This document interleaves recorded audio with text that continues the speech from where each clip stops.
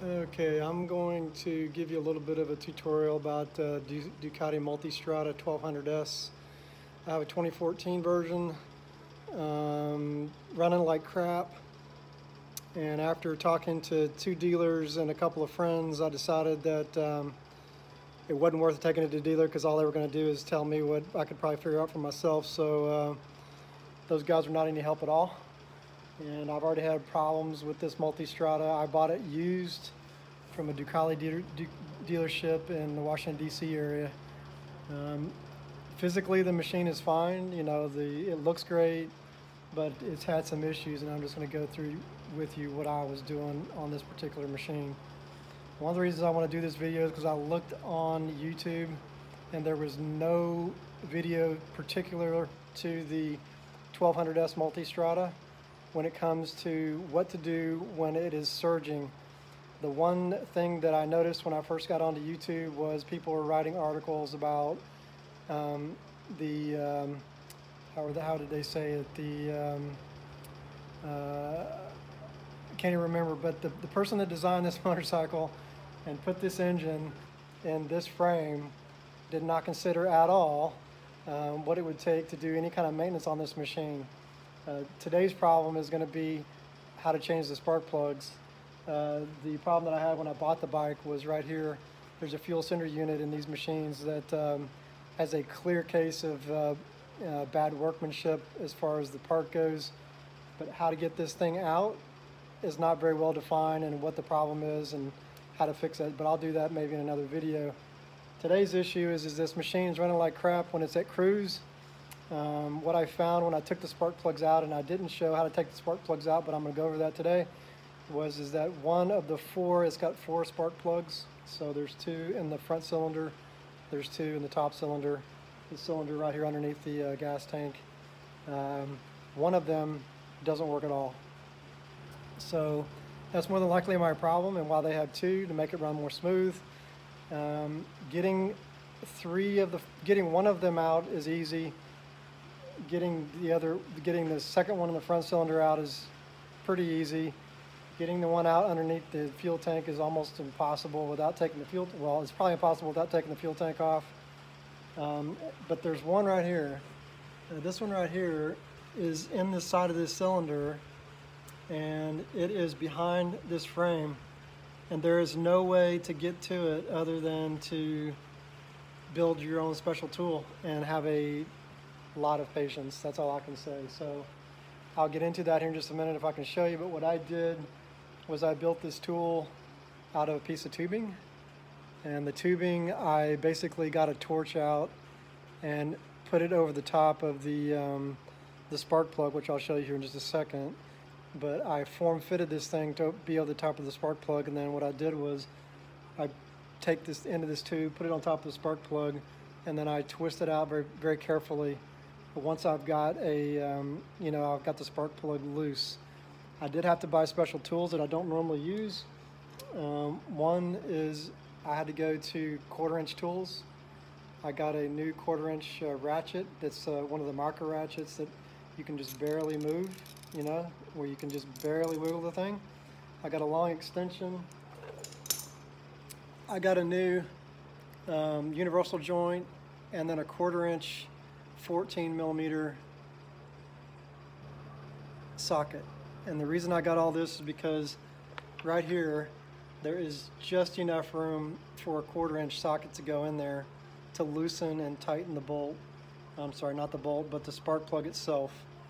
The only way you can get that thing loose is with this tiny little ratchet, and I swear if there was a 16th-inch socket, I'd probably use it. This barely works. You can't get 3/8 inch in there, and you certainly can't get a 1/2 inch in there, so I had to use the 1/4-inch tool to get that out. So I'm going to show you how I put this on top of the spark plug. I'm going to show you the locations of the spark plugs so you know where they are, and I'll tell you what I did in terms of ordering these and who I ordered them from, and I'll also put all that stuff in the link in the description in the video itself. So I spent hours and hours on YouTube trying to find information on this machine, and it seems to be like a big secret, so I'm going to make it less of a secret today, and I'll show you what I did on my bike. So here we go. So back on the Multistrada. So when I took this gas tank off, as you probably know because you've already owned one of these things or you're looking at owning one of these things, the gas tank itself is form-fitted around the top of the frame. And if yours is like mine, the Italians decided that they were never going to take the gas tank or the fairing off. Inside the fairing there are these anchor bolts. There's 3 on each side, on the sides. There's one here. There's 3 on the top, and there's one on the other side, and then there's 3 just like this on the other side. Now the problem I had is that these are cleats that have been molded into the gas tank itself. And guess what they did when I tried to get them off? They spun, and the steel would not let the bolt. The bolt itself had gotten corroded, not corroded, but oxidized, and the oxidation held it in really, really strong. So what I did was I got a Allen wrench and I essentially spun this with a screwdriver drill. So I spun this thing around literally until it started smoking. And as soon as the plastic around that was pliable, I pulled that nut out with the anchor in it. And then I let the plastic get hard again, and then I used a Dremel tool to drill it out, and then I went and got some JB weld and I put the anchor back in there. So those suckers are in there really, really strong. I also treated them with a fluid film. So fluid film is just a product that you can use that will keep oxidation from happening. Typically I use it on steel, but fluid film, just a drop of fluid film in there with the nut, and then I don't over torque it, which is it seems like a problem on this bike. Like all of these bolts to me seem like they're over torqued, and so a little bit of fluid film and then just the, the torque that you would expect fixes that problem. So that's just how I got the fairing off. That was a whole different issue with the fuel cylinder unit, which is right here, that I ended up having to replace, which of course works fine now. But I had to basically spin out 5 of the 10 or 12 volts that were in there. So that's how I got the fairing off. To get the spark plug out of the top cylinder, you don't have to take the tank all the way off if you use the 1/4-inch tools. What I do is I lift it up as far as I can. I put something underneath there just to hold it for me, and I was able to get the spark plug out without any issue at all. You do have to disconnect the fuel pump, and in my case I welded the fuel cylinder unit because I didn't trust the plug that it was on. So I can't pull this off without disconnecting it physically. So I just leave that on, disconnect the fuel pump, and was able to get the spark plug out just fine. So the spark plug that is on this side cylinder. So what unfortunately I have to do, what I felt like I needed it to do, was all of this cabling for electricity. It looks like this is battery for running the battery cables, or for running the I don't know what you call this thing, the hydraulics for the, or the whatever for this ride compensator for when you have 2-up riding. So I had to move all this stuff out of the way in order just to get in there. This is all sitting in this tray with this guy sitting on top. So I pulled that all off. I know it's a lot of work, but I just feel like that I needed to get all of this out of the way. But if you can see down there, right there, that hole, if I can get it to focus. Yeah, it's an iPhone, what do you expect? That hole right there with my finger, that's where the spark plug goes. It's at an angle, and the angle is impossible because there's no getting this off. If they would have just simply made a hole here, it would not have compromised the tensile strength of the frame, and it would have worked just fine. But they decided to cover it, and because it's covered, they've blocked the spark plug on the side of the cylinder head.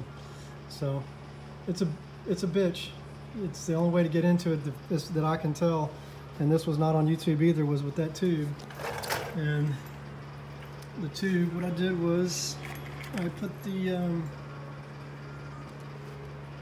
spark plug on the end of the tube like this. This is the new spark plug, and I verified this spark plug to work. So this spark plug, I put it around the tube, and then you can basically put this tube down there, which is hyper flexible, and just use a little bit of patience and get it out. Now the spark plugs that I used, if you want the UPC code, that's the UPC code. Don't bother going to AutoZone, Napa, any other parts store like that. They will not have this. They will not be able to get this for you. So this is a 4706, and this is in the parts list, but the MAR10A-J, but it's an NGK 4706 plug that goes back in. If you buy them on eBay, which is what I did, again, I can't remember the guy I bought it from, but it's out of California. They'll get to you in 3 or 4 days via USPS, free shipping, and they're $11 a piece. So there's that. The one that's super easy to get to is the front cylinder. You can see the opening right there, and then the only one that you can really see is underneath the. I had to disconnect the oil cooler, but it goes in there, and of course it goes. This tube thing will connect that spark plug. Just got to be really careful. I disconnected the fitting right here, which just allows me to move the oil cooler out of the way just enough where I can pull the spark plug out. And once I did that, it was pretty easy to get out. Unfortunately, there's no way possible to get to any of these spark plugs, to be honest, unless you disconnect the fairing, which I did. You have to do it on both sides. Sorry, that was not the oil cooler, that was the radiator. Oil cooler's up here. You have to get the radiator out of the way. But you can leave the fairing intact. You don't have to take it completely apart. These are the pieces. These are the bottom parts to the fairing. What I'm saying is you don't have to take this part of the fairing apart. You can leave the whole thing together. You just have to release these 3 screws here, and there's 1 screw on either side on the bottom that holds it in. And then the sides are a little bit different, but you don't have to take the fairing all the way apart. So anyway, I'm gonna get the new spark plugs in, and I know it's a lot of work, but it was way better than taking it to the dealership, because they honestly did not care anything about fixing this motorcycle, and talking to them about the actual problem that I was having just fell on deaf ears, and so I wanted to fix it myself. It's a nice bike, it just was running horribly, and I don't want to put up with it anymore. So I really hope this helps you. I'll do my best to put all the links in the description about the parts, and maybe I'll put up a couple of photographs on what I did on that little piece of tube. Oh, by the way, the tube, it's a 1/4-inch tube.